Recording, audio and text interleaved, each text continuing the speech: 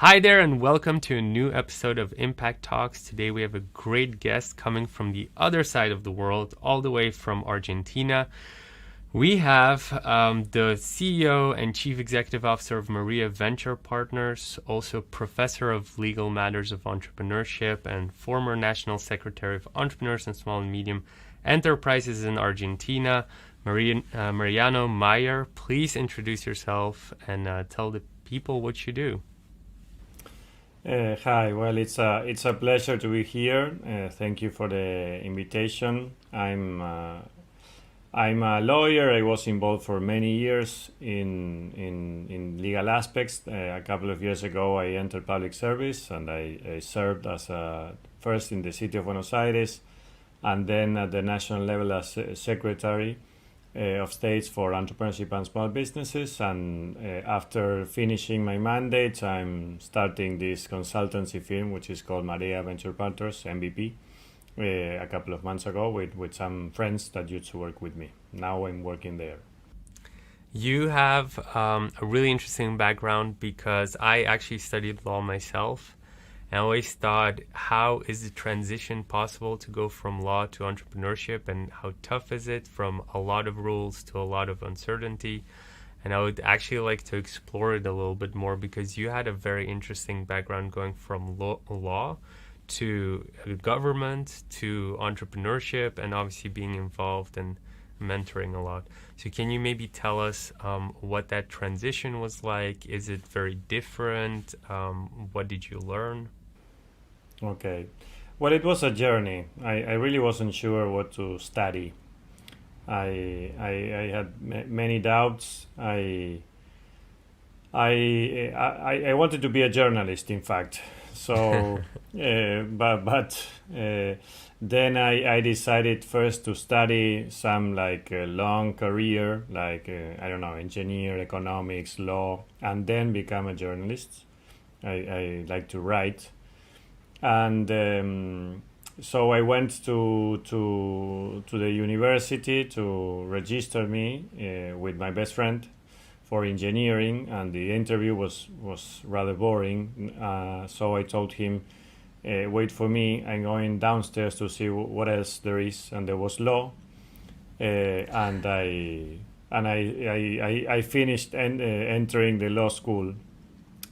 The interview was amazing, very interesting. They told me that this was a new faculty they were starting, but it was like Harvard or something like that. Then after some months, I realized that I was the first student to be registered. They told me that there were many, and I was alone.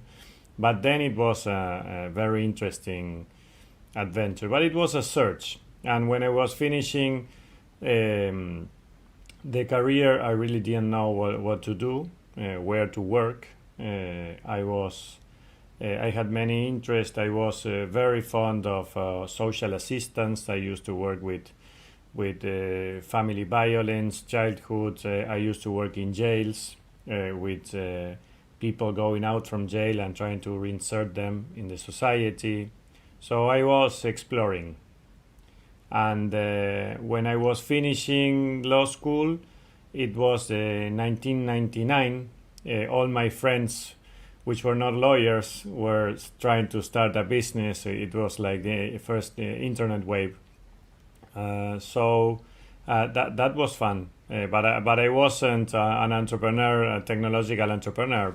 So I started talking with them, and with another friend, the day I had my degree, which I was really uncertain of what to do, he suggested me why we couldn't do consultancy or law assistant for startups.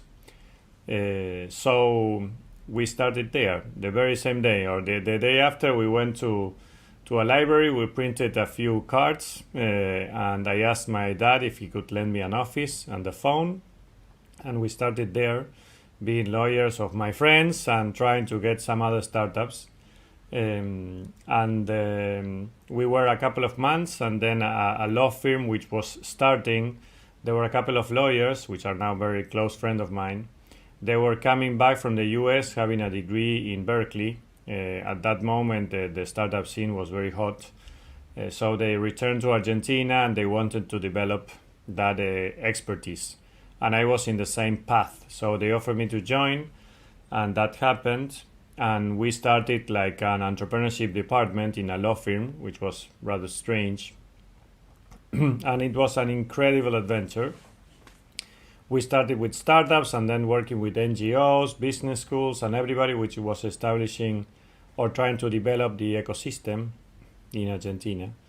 So I found a place where law could be interesting for me, helping entrepreneurs to develop their businesses, which was in the end what was always my best interest, to help in the development of projects, rather for pro bono, for profit or non for profit, but it was always about the projects.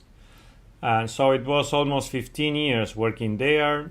We helped a lot the development of the ecosystem in Argentina, giving classes for hundreds and thousands of entrepreneurs. We were trying to make the numbers the other day, but it should be at least 8,000 entrepreneurs that we help with classes or being clients or whatever.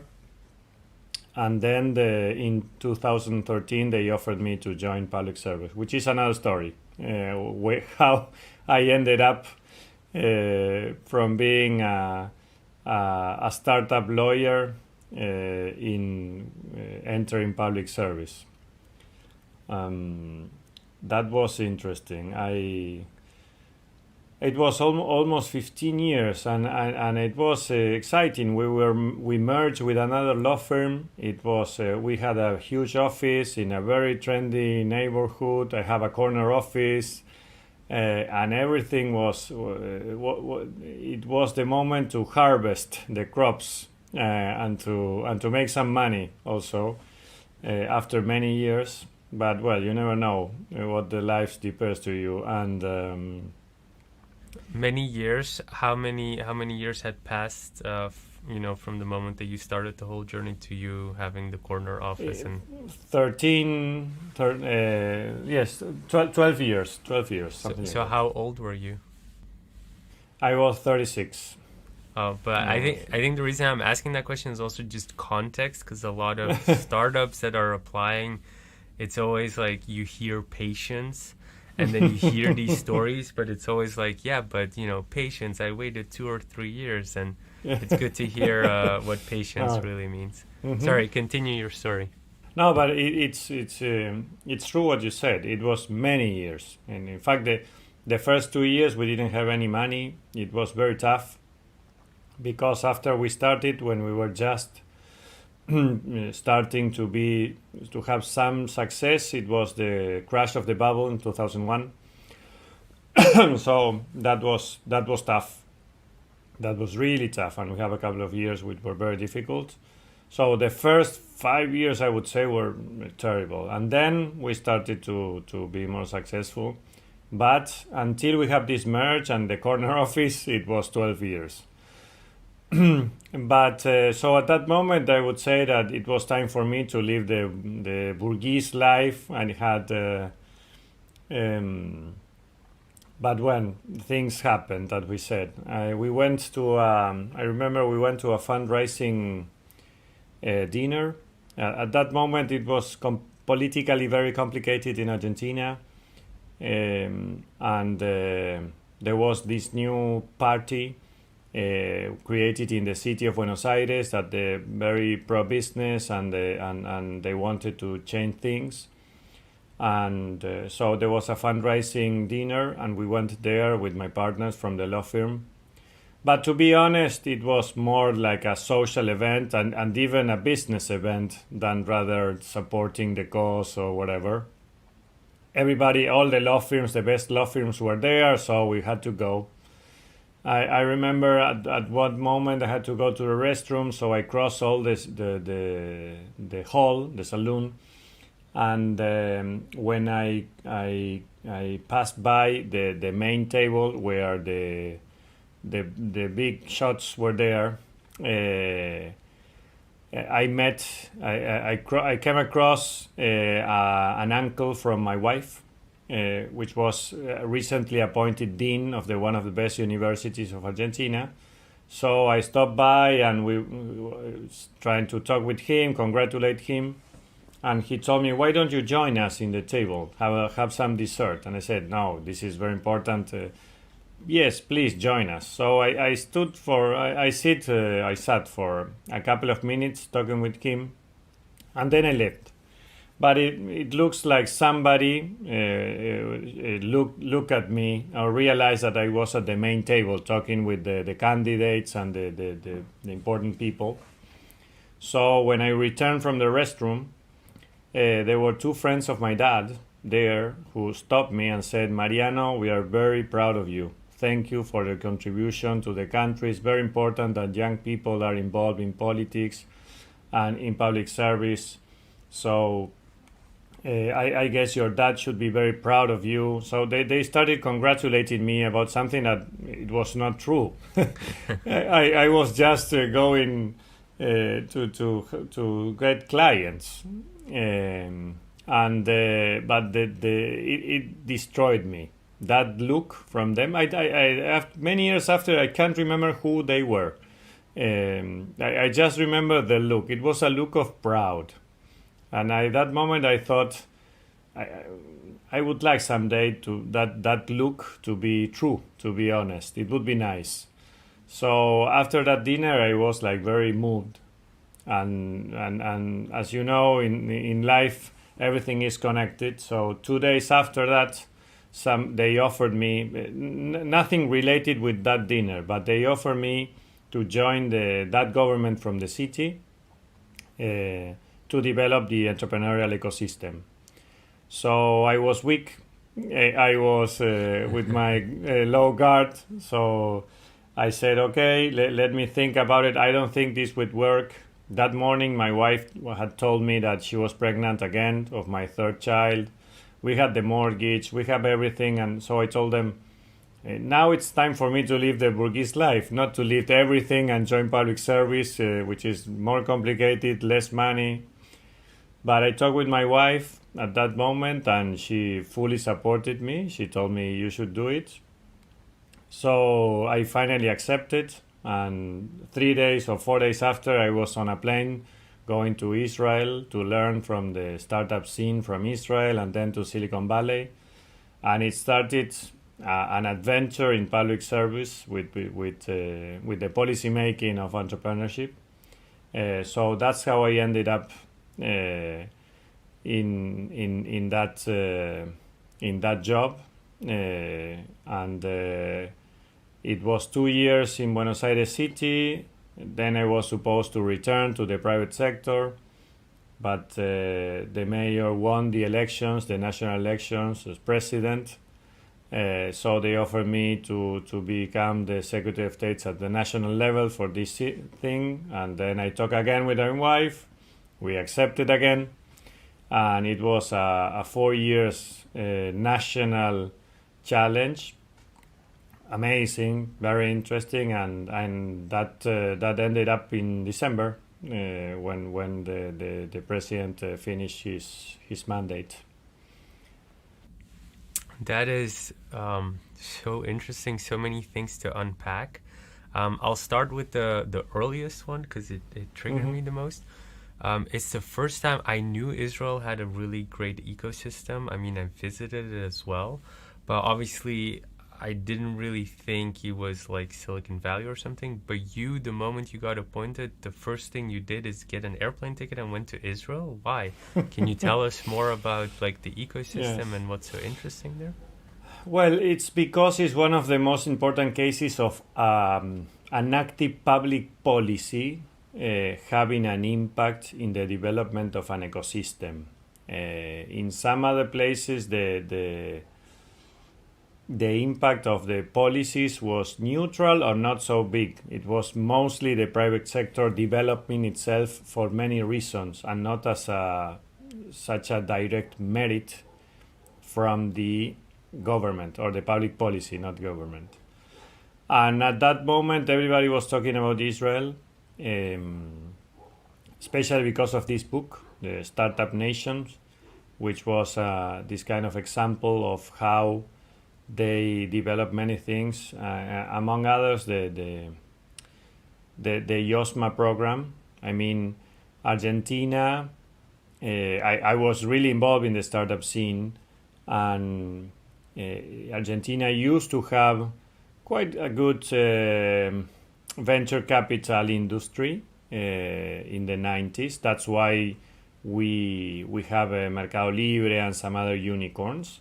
But then it was a disaster, especially after some events in 2007, 2008, some bad decisions. The venture capital was going vanished in Argentina.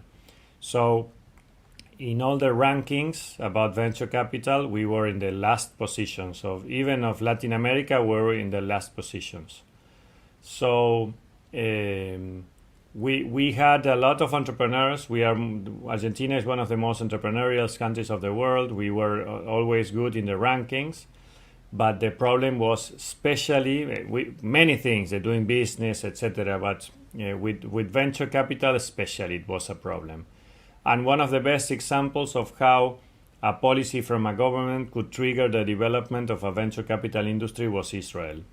And it was one of the few cases or recent cases of countries being underdeveloped and becoming developed because of a policy focusing on knowledge economy, entrepreneurship, and innovation. The cases that everybody was studying were Israel, South Korea, in some cases Singapore, but it was rather different, but mainly South Korea and Israel. So I had a sort of board of advisors of me that helped me to have the decision also of entering, and they were very fond also of Israel and Silicon Valley. So I talked with them, and we decided that the best the first move should go there and learn from them how they became a developed country, which was before that they used to have 400% of inflation, not many exports, not many resources, and focusing on innovation and entrepreneurship, they could do that. And Argentina was in a similar situation, not as much inflation, but we needed at that moment to make a big jump, a leapfrog, and we thought that knowledge economy was giving us the chance of doing that leapfrog if we could take advantage of that. So what did you learn? What were your learning lessons from Israel, and what were your learning lessons from Silicon Valley? Well, from Israel, I learned a lot, especially from the Incubators program and the YOSMA program, which were two programs on how they could leverage private investment in VC private investment with the matching funds programs from the government. I mean, this is a typical discussion in public policy. If you should use subsidies to foster the development of the private sector, or if you should leverage private investment with co-investment from the government. That means that you don't choose what kind of projects you invest, but you trust and support the decisions, the investment decisions made by the private sector, because you realize that they know much better than you, which is a good business, where are the opportunities. So you need to trust them, support them, and leverage their investment. And that was the case of Israel. They did it at two levels: at the incubators level and at the early stage venture capital level. With two very successful programs. When with some investment from the government, they achieve 10 times the investment by the private sector. And in Argentina, we used to have that. We used to spend a lot of money, especially in the previous years, in R&D and in the scientific system. But it was mainly public investment. We are very low in the ratio of R&D versus GDP, but that was because it was mostly public investment. With the same ratio of private and public investment, it was almost the same money from the public sector invested in these kind of things. But with all that money, we couldn't trigger private investment in Argentina. And it was mainly subsidies. So we thought that we should try what Israel was doing or was very successful in doing. So that's one of the things we learned. And the other is how they achieved transfer of technology. It was amazing what they were doing in the Weizmann Institute and in the Technion. They were not forcing scientists to become entrepreneurs. It happens sometimes, but in many others, what you could do is make a team between scientists and entrepreneurs. So they had these entrepreneurs in residence in those universities, and they have these like partnerships that they create between the scientists and the entrepreneurs to have successful startups. So that was other thing that was very interesting to learn from Israel, among many others. Okay, and also the culture, the chutzpah, the famous chutzpah, was also interesting. And then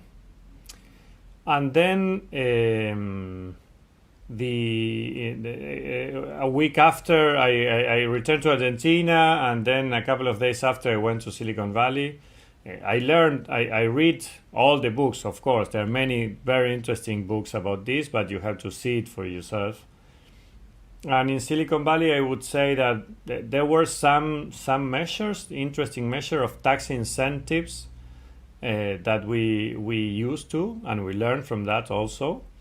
But what was most interesting was the ecosystem and the role of big corporations and the relation between the startups and the big corporations and the startups between them, and what's called the shared creation of value.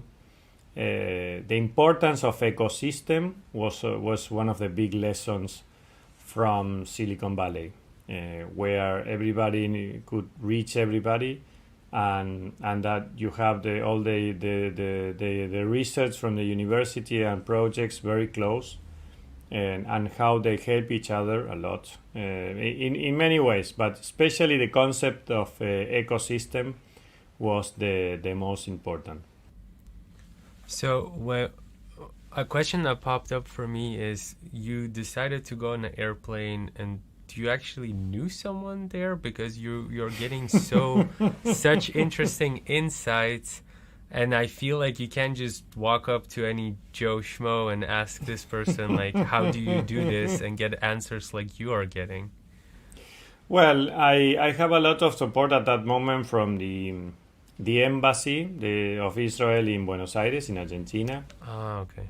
They have organized a couple of months ago a trip from some leaders from Argentina, so it was very fresh.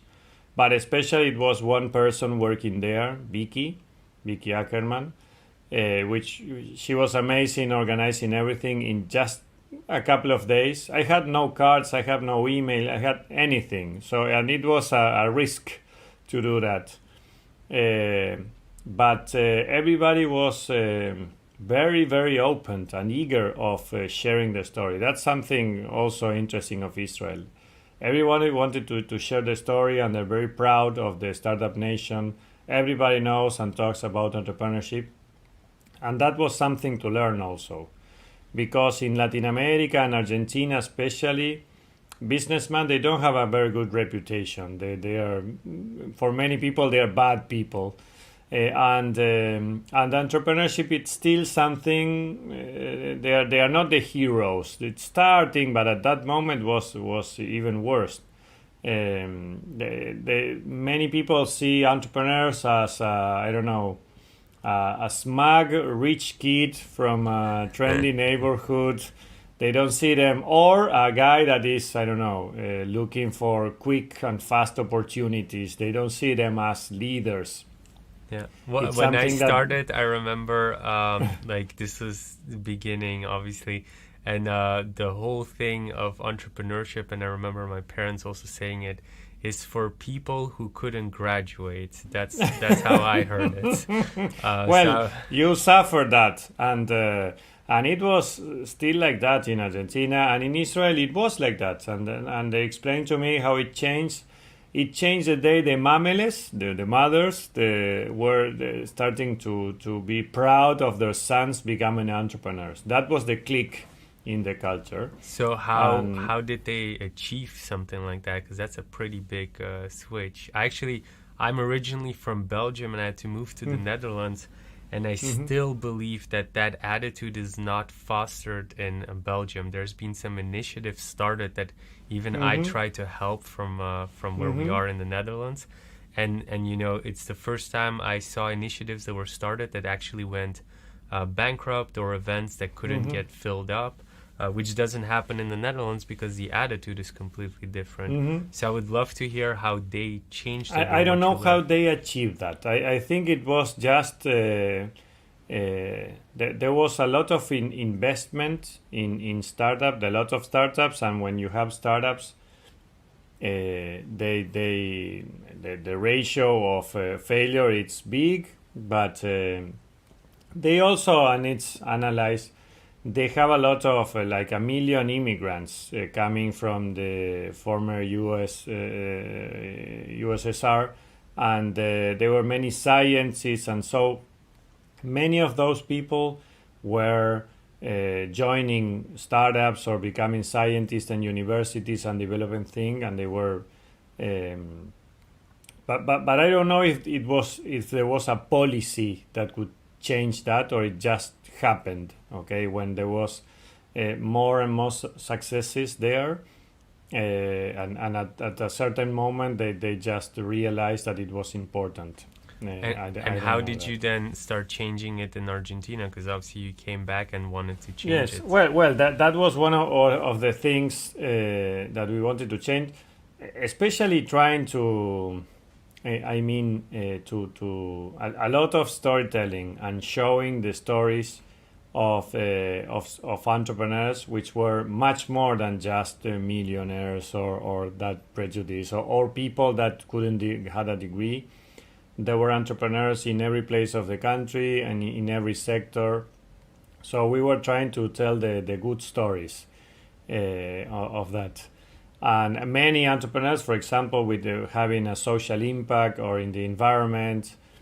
In fact, when we were at the national level, the president, he wanted us to organize a meeting at least once a week with an entrepreneur, because he was very fond of them, and we were eager to tell the stories of entrepreneurs as role models in different areas and in different. Not every entrepreneur was a dynamic entrepreneur or a high impact entrepreneur. They were entrepreneurs. It was more like a mindset, and that's what we wanted to emphasize. It was the entrepreneurial mindset that we needed. And so that was one of the things that it was incredible from Israel. And they also have this in their attitude. They call this the chutzpah, which is this attitude of self-esteem that they have. And we need to learn a lot. In fact, I remember when I was there was a big group of Korean entrepreneurs. The people from South Korea were sending guys to Israel to learn from the culture, which was very different, the Korean culture, from the Israeli culture. And I was trying to remember how I started telling you this, but you were telling about how you started. After I returned from Israel, I hired Vicky to for my team. So she joined my team. She was so efficient organizing the trip that She was working for me for all these years. Now she's in a very big and important technological accelerator, but she worked with me for many years. And so you were telling about how you fostered that culture. So you're saying that pretty much it was all storytelling and hyping up the mindset of entrepreneurship, and then throughout time it started switching? Well, it was one of the aspects of the plan. I mean, there were many things that we needed to work, and it's very different, the reality, for example, in Buenos Aires City than it is in the rest of the country. Argentina is the 7th of the 8 country of the world, largest country in the world. It's very big, with many different situations and realities. So at first we were at Buenos Aires City. Buenos Aires was very entrepreneurial. It had at that moment almost 4 unicorns in a city only, and with 40 universities, research institutes. So the startup scene was quite interesting, but what we needed to develop more was this matching funds program for accelerators, I mean, the entrepreneurial culture was more developed, and the private initiative was more developed in Buenos Aires than in many other places. But we still needed to work on the culture, especially to have the support from the public opinion in the policies for entrepreneurs. Because when you need to discuss and prioritize where to spend public money, if you don't have the support of the public opinion, and they think that you are spending money in rich people, that they don't need the money, it's a problem, especially if you want to do something like a matching funds program, where you are investing in this kind of startups. So it was the storytelling of that was very important, but trying to show not the typical examples, but the examples that could have more empathy with the public. But it was just one aspect. Then we needed to work on regulations. Also, we needed the pie to be bigger. Still, the amount of entrepreneurs was quite good, but we needed much more. So we had this. We established this big academy, offline and online, especially trying to foster the entrepreneurial mindset and the tools like design thinking, lead startup for everybody and for free, all over the city. It was an amazing experience to do that. Even in the slums, we were working with these kind of tools. And then there was a lot of work made with the ecosystem. I was always telling at the beginning that then they had some problems because of saying that, but it was what I thought, which was that it was more an ecosystem, like an ecosystem. Okay, there were many institutions, universities, but everybody was working on their side and they were not cooperating. And that was one of the things that I saw in Silicon Valley, that it was really an ecosystem. So one of the things that we started to do was trying to make all these actors of the ecosystem to cooperate, to have them digitalized with a common agenda, and all the events in the same place and the mapping of the ecosystem. So that was one of the things that we did at Buenos Aires City. Then, when we took office at the national level, it was a very different adventure and a challenge, because in most of the provinces of Argentina, the situation was very different, with almost no creation of new companies, the private and the private sector very unbalanced.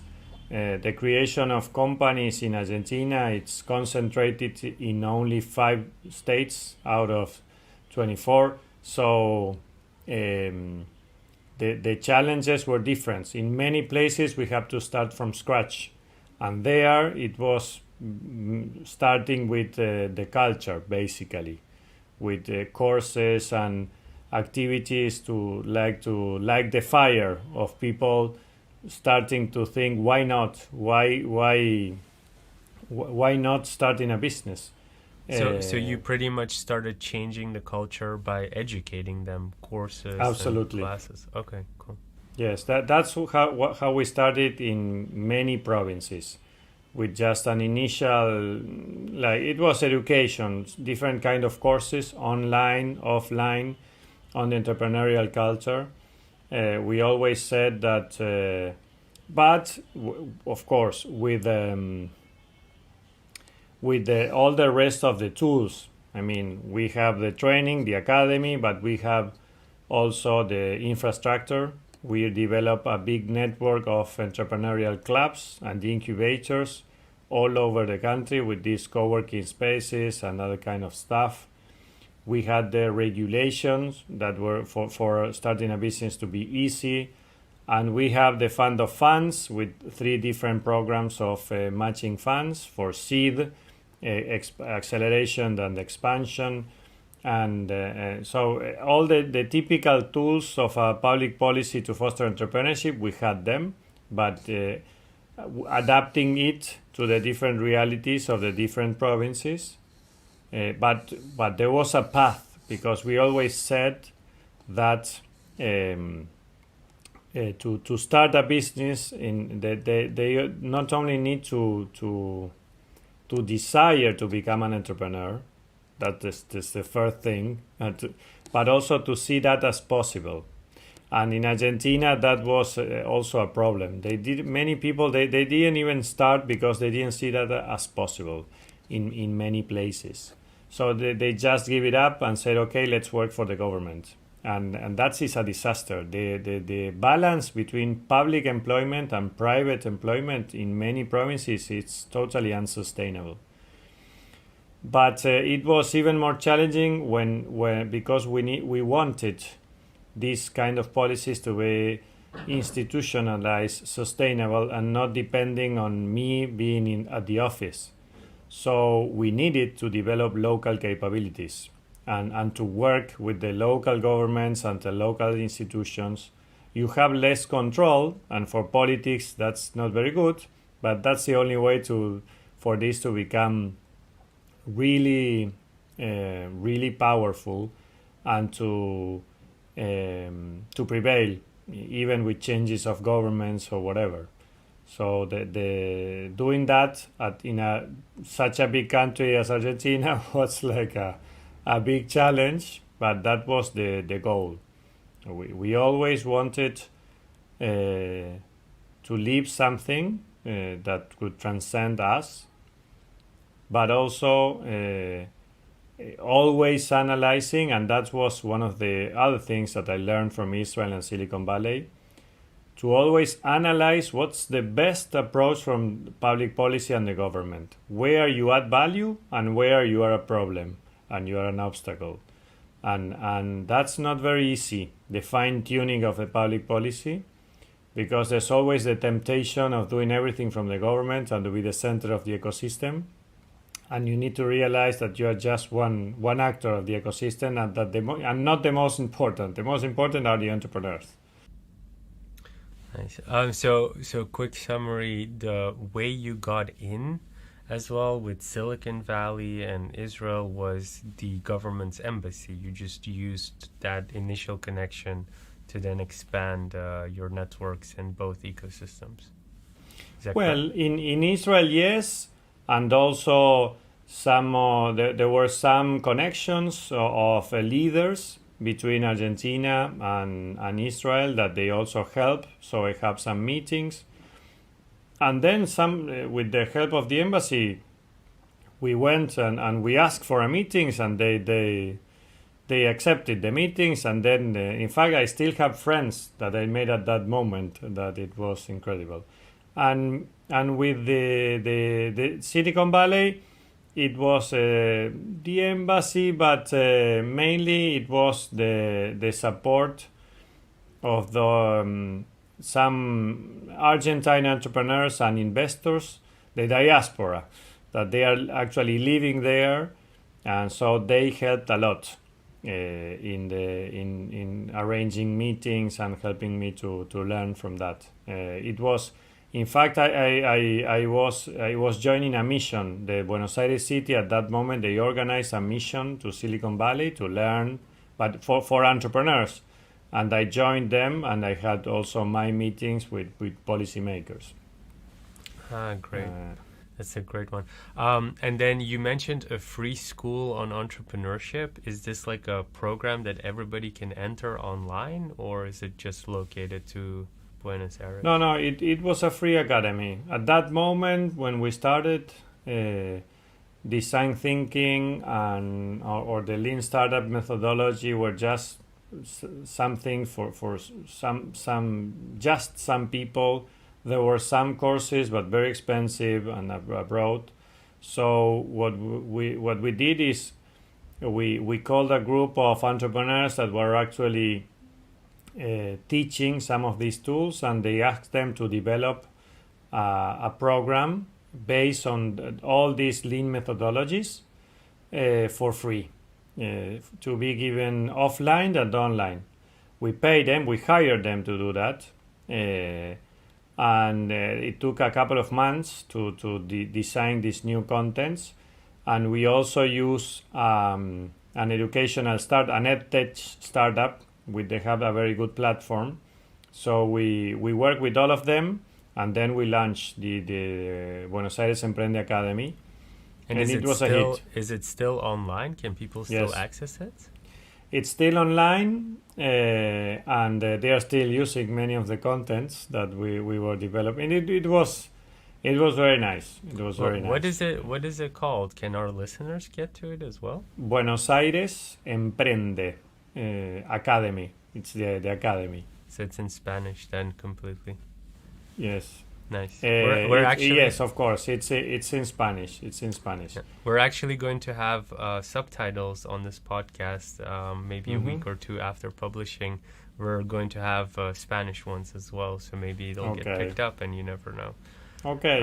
We work with the guys from Emprending, which was like an NGO, and Acamica. Acamica, it's a very important edtech startup in Latin America now, and I think it was their first job. Their first client, we were them. And so we did that at Buenos Aires City. We even adapted the contents to be given in the slums, in the more vulnerable neighborhoods. How is it different in the slums than it is not? We adapted some of the contents to be more easy to understand, but in the end, even if you have a bakery or whatever, you can apply the lean startup methodology and all that kind of things. But you have to assist more with more mentorship, not only training. It's like assisted learning. And it was also a lot of peer-to-peer learning in that sense. Learning, just to give you a very simple example, but when we started in one of the neighborhoods, in the same course, there were like 5 bakeries, and they were purchasing wheat separately, flour separately, all of them. Which was very expensive. So one of the things that they started to do was just to make a collective purchase with the best price. So that was at the city level. And then when we took the national office, we developed the course, especially offline, and it was also It was also for free all over the country. We were teaching design thinking in the mountains, in many neighborhoods. It was amazing. And we adapted that for kids also, for kids from high school. Thousands of kids were starting to learn that. It was a short content, just a couple of days, and more inspirational.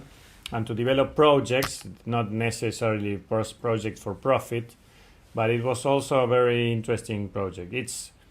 of course, it requires more bureaucracy to organize something with another ministry and multi-level ministries. But we did that, and it was quite an experience to work with students and teachers from high school, which I think if you talk about cultural things, to talk about entrepreneurship in school, it's very important. Otherwise, maybe you're too late. How do you think your law background and having been a lawyer has helped you with developing ecosystems? Well, that's a good question. I don't know. I always regretted not studying engineering, to be true. But, well, I think that all the experience as a startup lawyer for many, many years was, for me, was very helpful, because I saw thousands of startups and institutions and NGOs. And the work with them taught me a lot. I was not a specialist in public policy, but many of the things that then I applied were because of my previous experience. And then I don't know. I guess that you can analyze different things. You can analyze systems when you're a lawyer to have an integral vision of things. And I think that was very important for me to have the vision, because an ecosystem is something very complex, where the movements are not direct in many ways.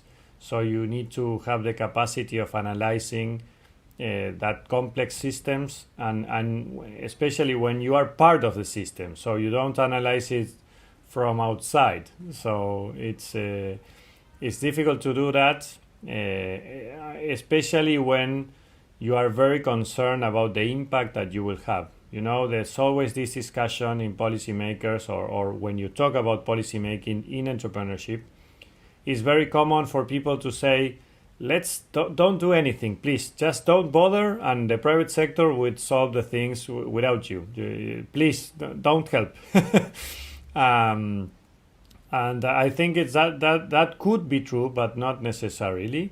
I think that in many ways, the government and the policies, the public policies, could be very helpful. Israel and many other countries that then were inspired by Israel are good examples of that. But you have to be very careful, because there are many other examples of bad policies. That was the first book I read. It's called The Boulevard of Broken Dreams from Josh Lerner. And it's he listed all the different policies about entrepreneurship in the world that were good ones and failures. And there are many failures because of not understanding the role of government, and examples of distorting the market. So when we started, we didn't want to be another chapter in that book. So we tried to be very careful. We did mistakes, of course, but I think that it helped us a lot to have this integral vision, trying to understand and also which is something very common when you analyze in law, the relation between the public sector and the private sector, and the impact, which was not easy at all, because in many things, as you know, it's also changing. The frontier and the borders between them, that is changing a lot. For example, with all the impact investment movement, which was part of what we were doing, many things that were supposed to be from government are now from the private sector. So it's you have to be measuring all the time what you are doing, if you're having, and to have a lean approach for policy making. That was our statement. I have to ask, because it's the first time we have a proper lawyer on the show, especially a startup lawyer. So you've seen thousands of startups. What are like the most common law mistakes that are happening in those first couple of years? What did you deal with? Do you have some stories to share? Okay. Well, I think the most common one is the relation between the founders. What do you Not mean? to have a proper agreement.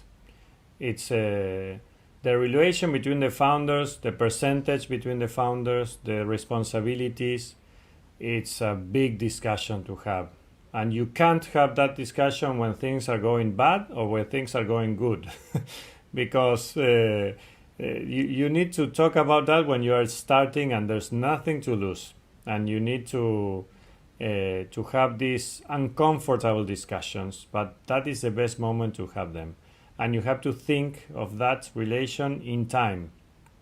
You cannot divide the shares or the ownership just because you're friends in equal parts, or just because of what happened until that moment. You have to think of the future of the startup.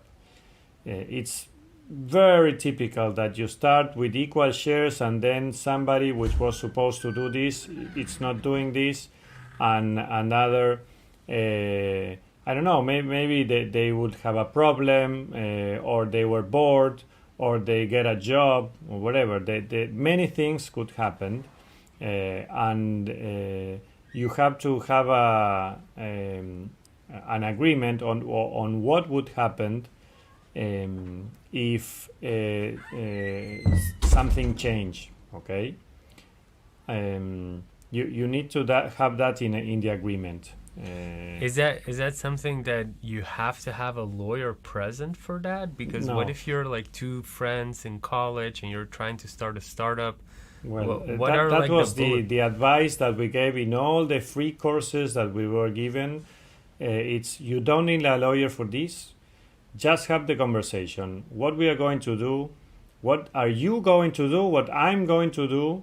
What's the responsibilities? The time dedication? What and what's the shares that I would have, and what happened if you don't do what you are supposed to do, or I don't do what I'm supposed to do? How we are going to solve that, or to adjust the shares? That is very important, especially if you are many, because it's very typical that you divide. For example, somebody had the idea, so he thinks that he's the guy because he had the idea, and then so he thinks that he can rest. And the rest are going to work. And the guy who's working would think, hey, I'm the only guy working here. What you just have the idea and that's all. And you're not here. I'm 8 hours. So typically, for example, that one is full-time and the others are part-time because one is still on another job. And the guy who is full-time feels that he's trapped and it's unfair. That's why you need to think that this is going to be developed in time, or the money, no, or the management. So those are the things that many startups fail because of this. Not because of the technology, not because of the business, but because of human things. And it's a legal aspect. We talk a lot in law about the equilibrium, the balance between the relations. And it's all about that. And if it's not balanced, you will have problems. And even if you're very good friends. So that's very typical. And it's typical to those problems to arise once you have the first approach by an investor. Because the investor is going to ask about this. And if you don't have these things solved, then you will start a discussion between the founders with the investor as a witness, or it would trigger some uncomfortable conversations. So that's one thing. The other very typical mistake was in intellectual property. Typical that they didn't register the trademark, or they have an IP but they didn't register, so you can't patent it because you show to somebody else. Or the IP of the technology. So that was very typical also to have problems. And then you have, in many countries, you have problems with employees, that you don't have properly registered the employees, or the non-competes, or the confidentiality agreements. Of course, it's very difficult or very different between countries. In many countries, informality or partial informality of employees is very common, and it's not very easy for startups to have everything right, because it's very expensive. So there's not a rule, but that's something that usually there are mistakes in that sense. And then depending on the area where you are, there are many activities that have their own regulation, and if you don't pay attention to the regulation, you could have problems, especially now with all the consumer law, privacy, and all the things that are becoming more and more important. If you don't pay attention to that, how can a time. non-lawyer pay attention as a startup founder? How can they pay attention to that? Is there like newsletters from the government or something they should follow? Well, I don't know in other countries. In many other countries there are, but in Argentina we used to have a lot of free courses of legal aspects of entrepreneurship, the basics. The agreement between founders, all the intellectual property things, and the labor law things, and data privacy and consumer law. That's usually the basics of that you need to take care. There's a lot of free information, a lot of templates that you can do. In fact, the agreements between the founders, the founders agreement, there's a lot for free. I don't know, I think that in YC, I think that they have some YC templates. gives away a lot of these in PDF for free. Exactly. Then maybe a question that I had, how has it been seeing the ecosystem grow where you were at, and how is it when you covered how it was when it started? How is it now? Okay. Well, when in the years that we were there, we made many improvements. We had this fund of funds, so we changed the position in the venture capital rankings. We were much higher with an availability of funds. Then we changed it, regulations. We had the doing business. We approved an entrepreneurial law. We had a Startup in a Day initiative with a new kind of corporation, which is a simplified corporation, which was, in fact, we almost have the world record. The world record of incorporating a company is between Estonia and New Zealand, which is 18 minutes. And we were doing it in 15 minutes, but we didn't have the Guinness certification. So we started with that. And the availability of free courses for academies, the entrepreneurial clubs. So it was a huge development of the ecosystem, and especially in all over the country. We have some awards in Estonia, etc., because of that development.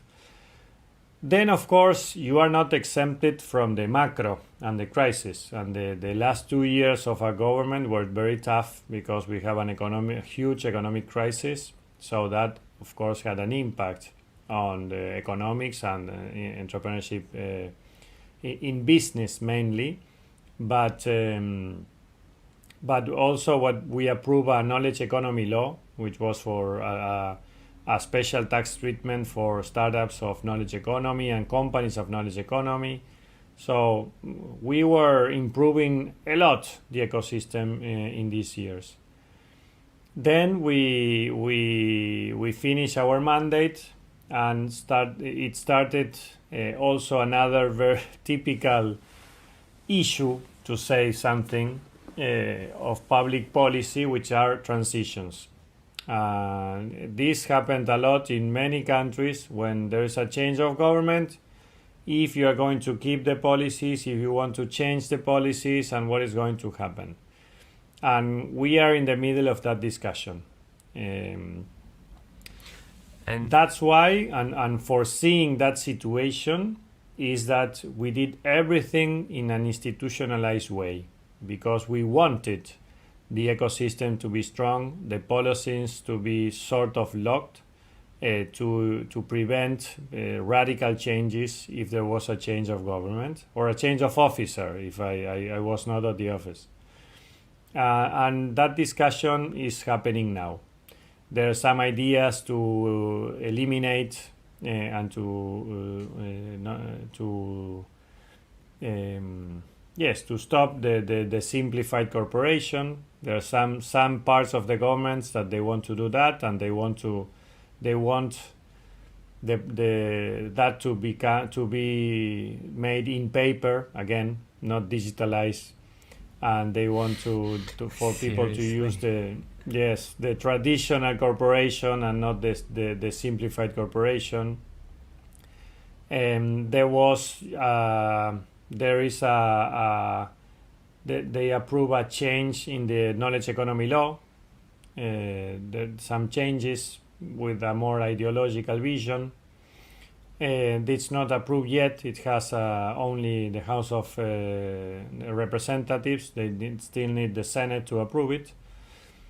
And also with the Fund of Funds and some other of our programs, they are making changes or trying to make changes. So this is one of the challenges also of policy making, that it could happen. You can have an amazing program, but if there is a change of government, you know that you are exposed for changes to be made. So now I think that we are worse than we were before in some aspects. Worse than before you started? No. Than before they started, no. In some things we are the same. It was all the way back to what we were. In some others, halfway back. And in some others, we'll see. But I mean, it's part of the game. Everybody has its ideological vision of things, and we realize that that entrepreneurship, especially this kind, for example, of programs of fund of funds and co-investment, it's rather strange and new for policy making. In fact, we have internal big discussions about this because the lawyers were not sure about this. I was always making the same joke.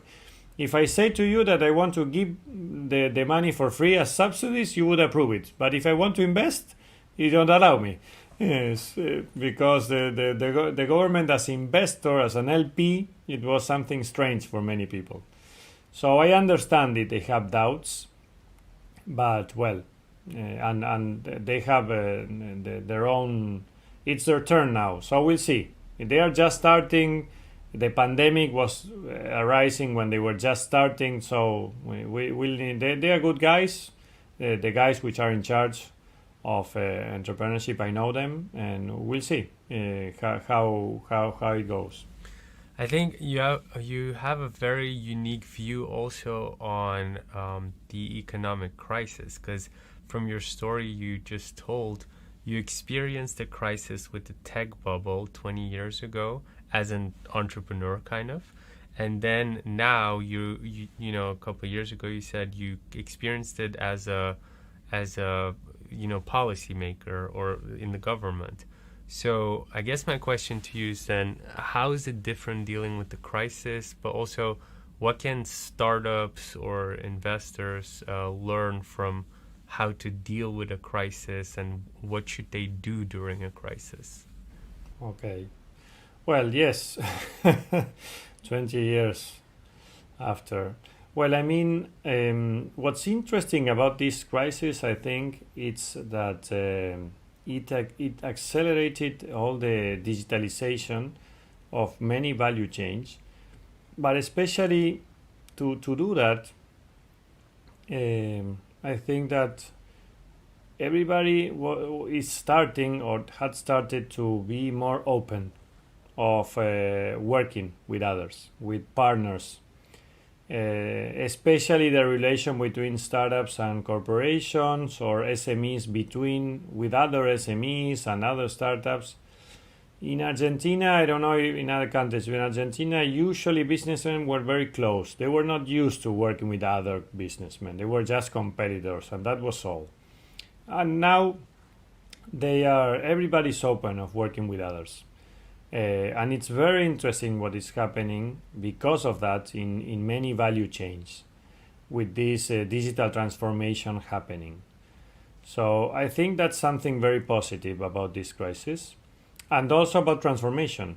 The transformation of the business model or the product that you're making for a company and for a sector, it's hard. When you talk in policy making, when you talk about transformation and change, it's a tough thing to do. If you want an industry to transform or to adapt, usually there's problems there and protests and discussions. It's not easy at all for a government to do that. And now it's in many ways it's happening because of there's no chance of not doing it. But many people are realizing that it's possible. And even radical changes in many industries or companies or business model. So that's another positive thing about crisis. So for me, it's true that you have to make good use of a good crisis. You cannot miss the opportunity. Of course, it's terrible the moment for especially for many SMEs and employees. I'm saying this if you can just for a moment be outside of the crisis to analyze it in a cold way. But if you are in the middle of the crisis, it's terrible, and you don't see anything positive about that. In Argentina, we unfortunately we are not dealing with all these 21st century issues about productivity, entrepreneurship, innovation, but we still have pending many 20th century problems, which are basic competitiveness, the taxes, the bureaucracy, the lack of a financing system, the labor laws are very old. And the Argentine cost is very high, so that's why it's very difficult for entrepreneurs to deal with all that. And for entrepreneurs, and not only entrepreneurs, companies, SMEs, big companies, we have a pending agenda there. We started that. We lowered taxes and we reduced bureaucracy and we did many things, but there's a long way to continue in that sense. And that's why I think that it could also be a good moment to have the discussions, the tough discussions about the things, and to change things for good, to make things easier for business. In Argentina, I mean, the net creation of companies is almost zero. Between the ones that are created and are closed every year, for almost 10 years, the ratio is zero, the net creation. And maybe in a good year, a couple 1 point more, and in a bad year, 1 point less, but not much more. So we need to change that. The density of corporations in Argentina is very bad, fully concentrated in 5 states. We have less than half of the average companies that they have in the rest of the region. And that in many ways it's because of this 20th century agenda of taxes, bureaucracy. So I think it's time to change that. And I think that this crisis is an opportunity because everybody is willing to make the consensus and the agreements to take Argentina out of the crisis. So I think it's a good moment to talk about this. And from a perspective as an entrepreneur, which you also experienced, how would you deal with a crisis, especially many entrepreneurs going through a crisis now? So what would be your top tips dealing with it and how to get through it? It's difficult. I think it's a moment to learn. It's a moment to make contacts. It's a moment to take to lose your fears and to try to do things, to talk. Everybody's open to talking and to us analyzing possible partnerships. and to think of new things, which was not very common before. So you need to talk a lot with competitors, with possible clients, with partnerships, to explore, and something would come up of that. All of that is learning. It's an interesting.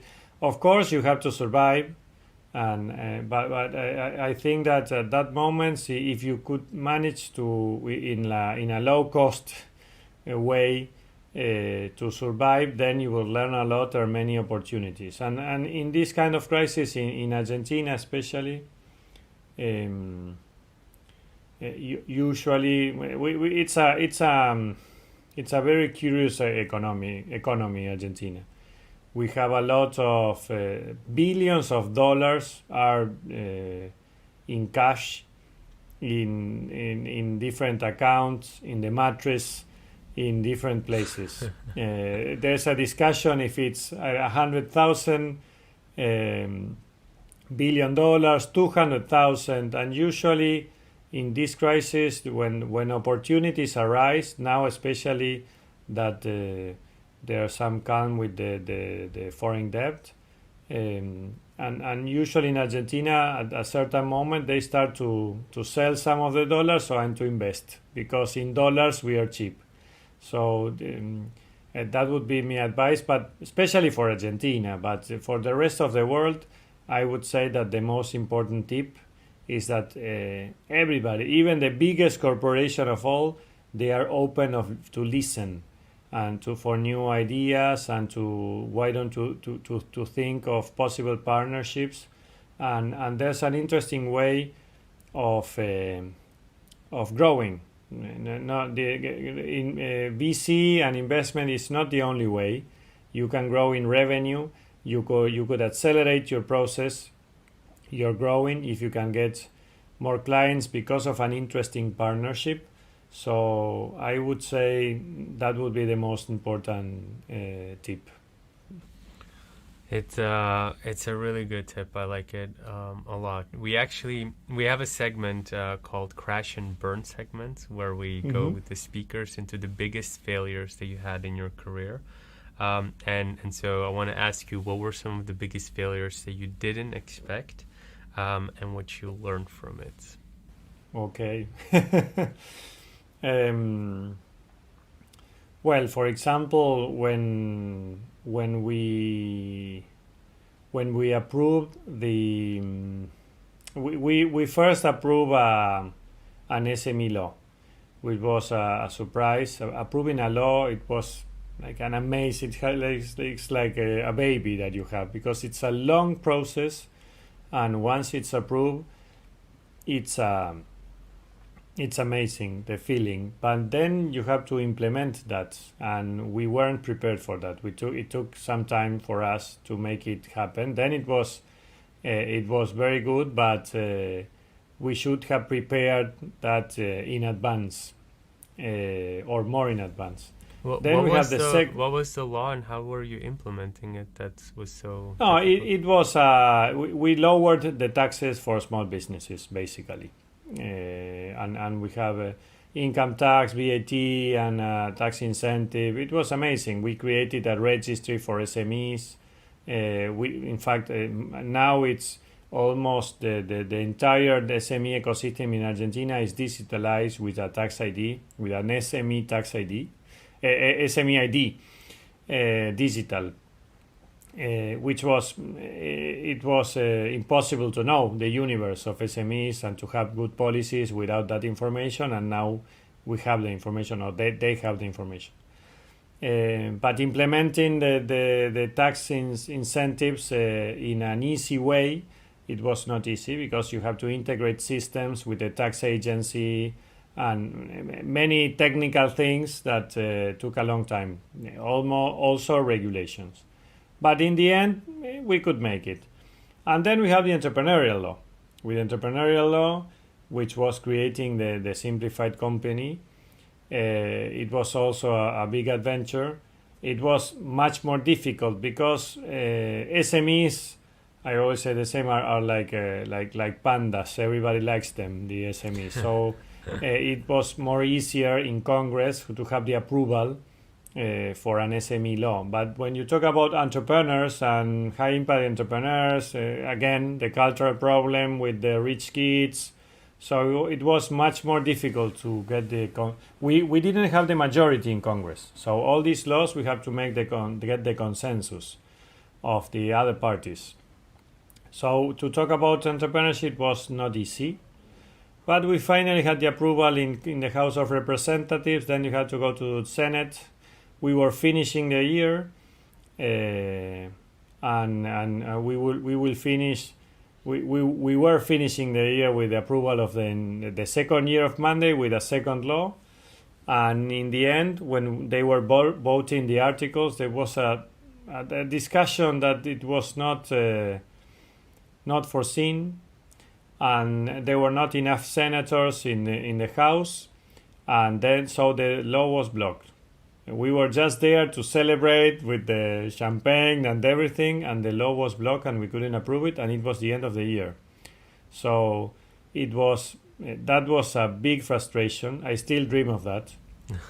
and then some months after, we started again the discussion, and finally, after a big effort, we could approve that law. But then again, the implementation. We were working on the implementation, but even with that previous preparation and the full support of the president, it was very difficult to implement the law, and it took us like 9 months to implement the simplified corporation. So that was also a big frustration and a big failure that we have. We finally did it, but like a year after of what we were thinking. So that was something like a bad experience in public office because of that. And what did you learn out of that experience then? What was your main takeaway? To be prepared for implementation, and that you can have amazing plans and to think of strategies and things and have the approval, for example, of a client or for somebody, but then implementation is a different story, and you need to start thinking of implementation in detail with a lot of in advance. That is something so important. you could have used that almost a year or something, or a couple of months before when it got blocked, before it got approved. You could have used that time for the implementation. Yes, totally. That's actually a great learning lesson. Also, if you're a small company and you see a law being passed, being aware that if a law passes, it's not enough. There's also implementation. Absolutely, and well, of course, the things think local first, and the user experience, and thinking the empathy when you we were very conscious of that, but it was not enough. It was funny in the last entrepreneurial Global Entrepreneurship Congress. We were having like a session about mistakes, and they asked me to start the conversation. So I started and I told about this. And then a guy came from Eastern European country, and he started saying, well, we approved this law and we have this.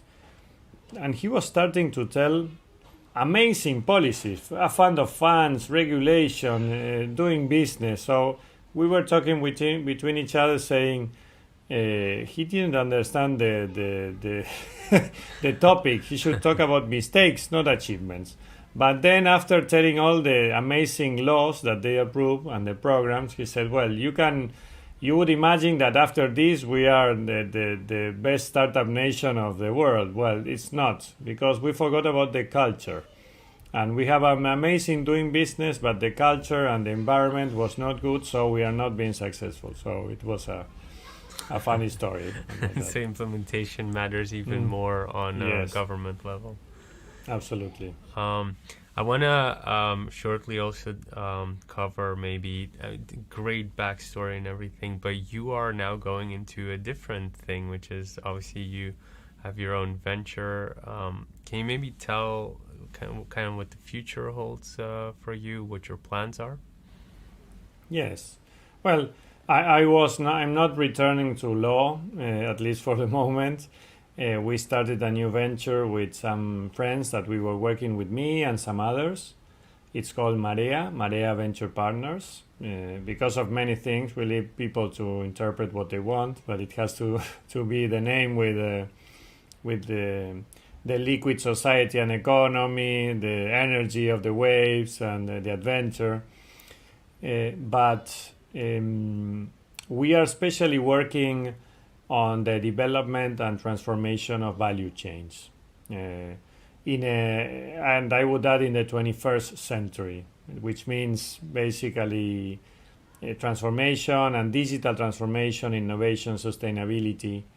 And we are working with startups and with corporations, which are part of that value chain, and also with governments on policies regarding those kind of things: entrepreneurship, knowledge economy, and fund of funds, etc.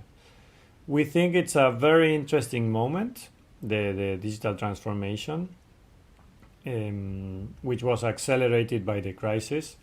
And what we see is that when, I was remembering 20 years ago, everybody was talking with the boom of internet and the startups. Everybody was talking about how this would create pure B2C markets, and they were all the intermediaries were going to disappear and the chains were going to be shortened. And I think that that it was a big journey, but 20 years after, we are realizing that the B2C, it's possible. It was in some things it was real, the disintermediation, but in many others, what it happened is that you can now have a B2C relation, an engagement, a direct relation, but you are still going to that consumer through change of Bs, of intermediaries. So it didn't disappear. You are transforming the intermediaries and the Bs with the technology. That's one thing. And the other is that usually, for example, we are working a lot in the agri-food sector. And there had been thousands of projects of farm to table, farm to fork for all these years, but most of those startups were based on the offer way. So you produce something, and there you were trying to reach the consumer with technology, but to reach the consumer. The difference now with these new models, which are the last mile deliveries, etc., is that you have the demand digitalized, and that changes everything, because now you have the table, it's digitalized, and you can have who is asking and who is eating what, when, age, and a lot of information, and so you can go backwards through all the chains and produce food with much more specific information, traceability, etc. So that is something very interesting that is happening now. In fact, many people are talking that it's not farm to table anymore; it's table to farm because of that change.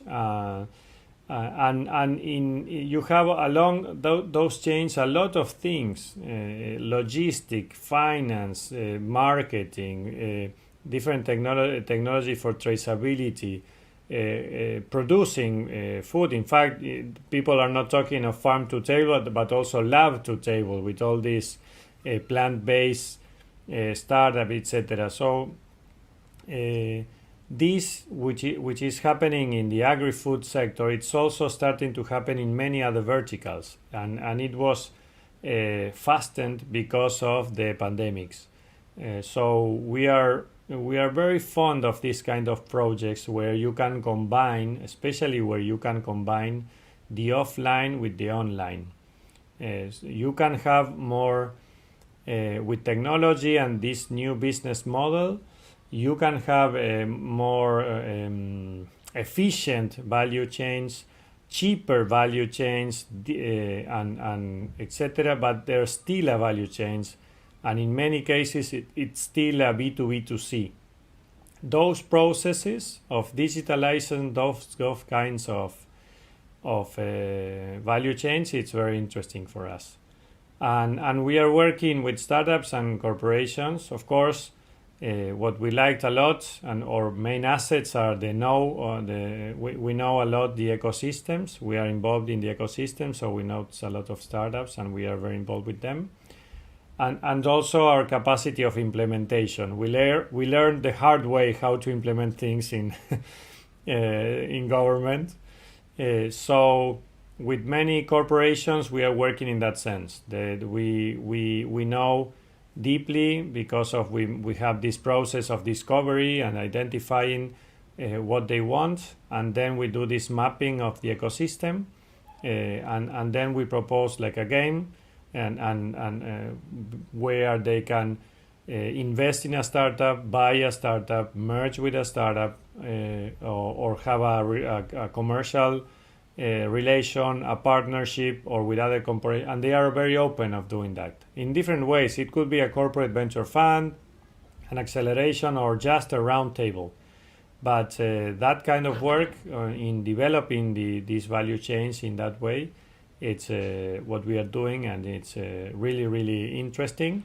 We started with, because of many reasons and Argentina in agri-food, but we are already working with the financing system, insurance, and we are starting with some other verticals which are more challenging, like real estate, creative industries. They are having the same process of digitalization and the combination of online and online. But that's what we are working on. It's really fun. So it's like a consultancy, right? In that sense. Yes, it's a consultancy. We are thinking of including our own seed fund. That was the idea. Then we have the pandemics, but we are still thinking of that. In the meantime, we are working, helping investments made by the other big corporations. And then kind of leading into where we are going and wrapping up as well. It's Impact Talks. So one of the segments we have is Impact Stories. And the question that I have for you is, what is a project that you've worked on that had the biggest impact?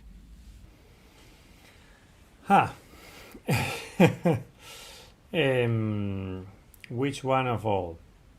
Impact, okay. Whatever it can mean to you throughout your entire career, beginning, middle, and always, just like stories.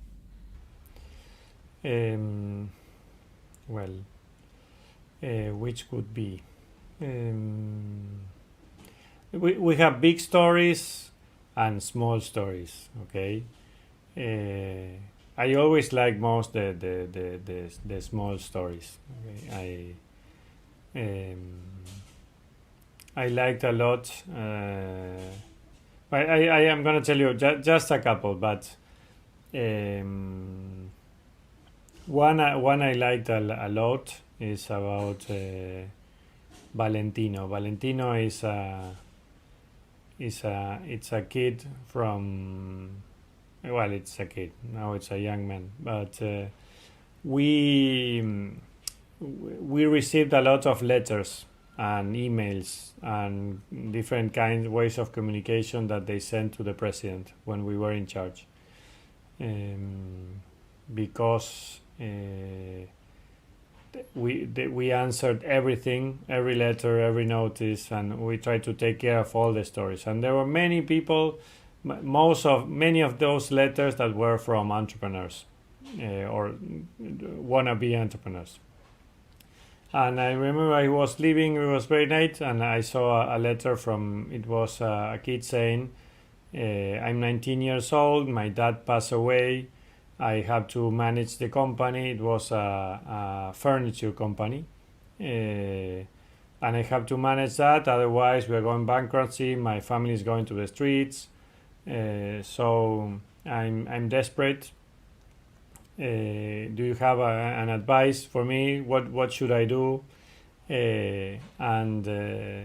So I called him and we started helping him, and especially with technology, with his management of Mercado Libre and some other marketplaces, and then he was he could make it. He paid all his debts and he made he prevailed. And then one day we made him a surprise. We want to visit him with the president and the governor to his place. And it was a very emotional moment. He was like, I don't know. And the president talked to him like a friend. He was still missing his dad a lot. He told him how he was still talking with his dad about the company, but it's a very small story. Now he's a successful businessman. He's running his company. He won the achievement of the Entrepreneur of the Year of one of the big marketplaces. Of course, it's a small furniture company, but I like those stories a lot. Because when people told us that, as I told you in the beginning about the culture, when you think that entrepreneurs are only these technological smart kids, you're so mistake, because so wrong, because there are thousands of stories of very simple entrepreneurs, but that they add value in their communities, and that they change the life of maybe the 10, 15 employees of that furniture company, but they really change their lives. So that's where the kind of stories that I like the most. Yeah, and at the end of the day, you kind of did what you were supposed to do, which is stimulating entrepreneurship and making sure that a family doesn't end up on the street. So I really like that story. Thanks for sharing that. But we're kind of already wrapping up slowly, but I have some audience requested questions, which is, what are you currently doing or learning not related to business, so not business, that gives you energy? Okay, well, I used to have a music band with my brothers when we were kids, folk music. And I stopped playing the guitar for many years. We had a record and we were sort of famous, but we stopped that because of discussions, and we wanted to preserve the relation between brothers, which is not easy. And so for many years I give up. I stopped playing the guitar, and now, especially with the pandemic, I started again playing for my kids. I have 4 girls, and it's amazing. I'm back again with that, and in fact, yesterday the second one, Olivia, she asked me that she wanted to learn. So that's a new project that I have, teaching her to play the guitar. But it was also something good about the pandemics. I was not very at home when I used to work. I traveled a lot. We were making numbers the other day, and when we finished the office, and it was like 200,000 kilometers that we made. We traveled all along Argentina and in the world. So having some more time at home with the 4 girls, it gives me, of course, it's difficult with the homeschooling and not being able to move a lot, but that is a nice project. I like the music a lot, and gives me energy, and some cooking. I make good barbecues. I'm becoming like an That's expert. the best one. But it's Was it hard to get back to guitar after such a long time, or did you have to reteach yourself? no. It was. But it's like the bicycle. With a couple of hours of perseverance, you can continue. Of course, I would like to have a teachers to learn more, especially because the kind of music that my kids like, they still don't like a lot folk music or the Beatles. They like more pop. So I have to learn more of new music, but it's fun. We are having fun in that sense. I can recommend. It's not a super popular movie, but did you see that movie Yesterday? Yes, many times. Yeah, I loved it. Honestly, it made me appreciate the Beatles, and I started listening to them as well. So maybe it's something for your daughters to explore. Yes, great movie. yes, you're right. I haven't seen it. It makes me cry. That movie. It's amazing. The Beatles are incredible, and there is like a movie not movie. It's like a cartoon about the beat music or something, but it's not very good. But the Yesterday, it's incredible movie. That's a good idea. Thank you. Yeah, it's really well. And I remember before that movie, I wasn't too much into the Beatles, and then after that movie, I suddenly got really into the songs that were playing. I think also the appreciation that Ed Sheeran was giving to the Beatles in the movie really made a difference. Yes, he's great. He's great in the movie. Because to me, Ed Sheeran is more relatable than the Beatles, right? And maybe for your daughters as well. Mm-hmm. But you should definitely check that out. And did you see that Carpool Karaoke with James Corden and Paul McCartney? Paul McCartney, amazing. That was a good one. You should show that one as well, because yes, good tips. Yes, I would really like my kids to like the Beatles. The third one, Paula, she likes the Beatles, and she when the song is playing at the radio, she said the Beatles, that. But I will make use of your advice and see Yesterday with that. Pretty much rekindling how I started liking it. But actually, we have a piano. I recently bought a piano, a Yamaha. And I noticed that the melodies of the songs like Hey Jude and Let It Be and stuff like that, they're very well playable on a piano. So I don't know if you guys have a piano, but you can learn the melodies really fast on the piano, and it's just a really nice vibe when you're playing it, especially in the evening. So I can recommend that as well. Yes, they have a small piano electronic, but yes, that could be maybe the eldest one, the Lisa. She doesn't like. She was not very fond of guitar. She tried, and It's also difficult to be a teacher when you're a dad. To teach your kids guitar when they are frustrated, you have to be very patient. But I would try the piano also. Maybe it will work. The piano is easier because you have the videos on YouTube and online courses where it literally shows, the notes are coming down, and then you can learn to play if you don't want to learn the notes yet. I was classically educated, so I know the notes as well. But that's a good tip. You have kids? No, not yet. Still young.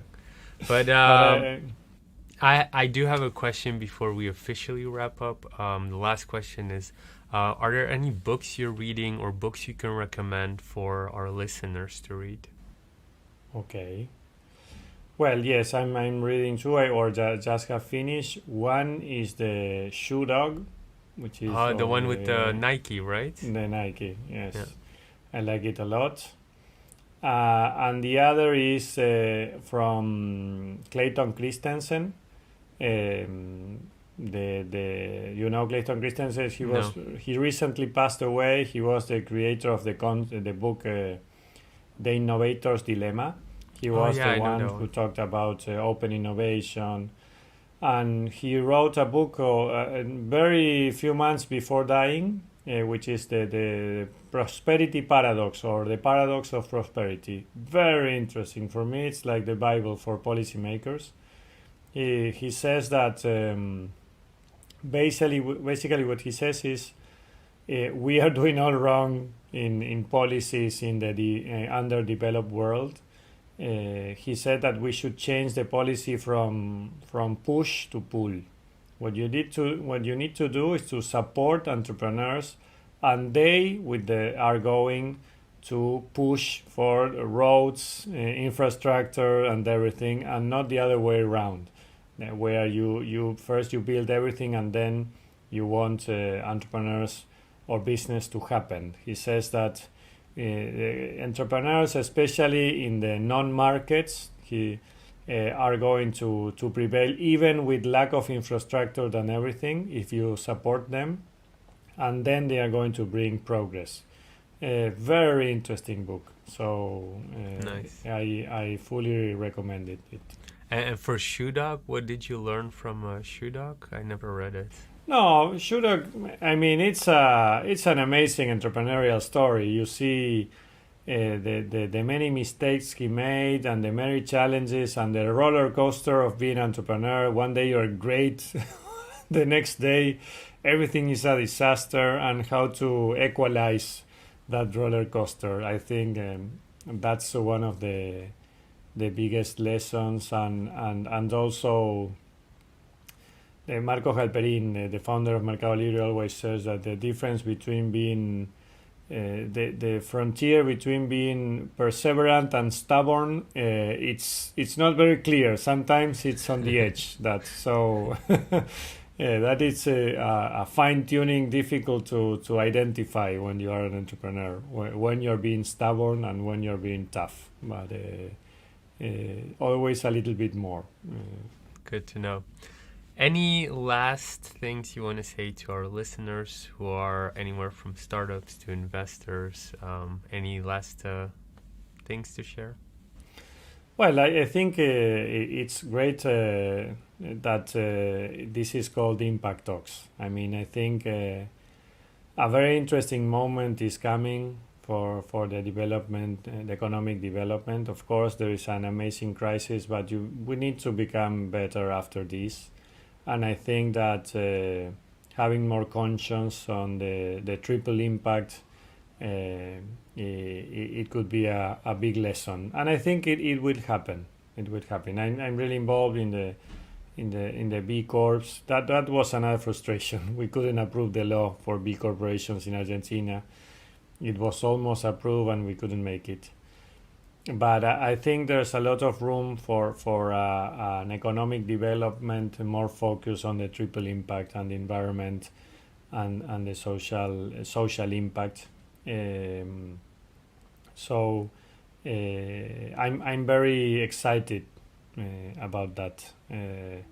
I don't know which things are going to change or not, but I think I'm excited that there are many lessons that maybe many months after we are going to realize and learn, and we will have a change in many ways, in a positive way. I think it was like a warning from nature, a wise warning from nature, and we need to make good use of this. Yeah, I like that. And I would also say on that note, we can close this. I really want to thank you for jumping on this call with me. Hope to invite you again anytime soon, and enjoy the rest of your day as we're closing off our day here. And thank you again for coming on. Well, thank you. It's a pleasure. And again, also thank you not for this interview, but doing this.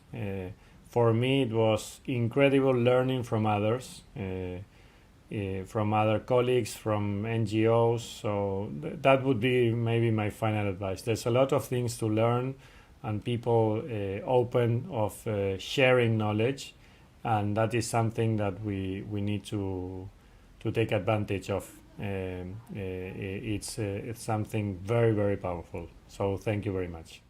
If If you liked this episode, you can check out our most recent one here. And if you haven't already, make sure you click here to subscribe and see the next one. But if you're interested in more tips and tricks, then make sure to join our Facebook group where you can find thousands of like-minded people and you get direct access and support to any business question from the entire start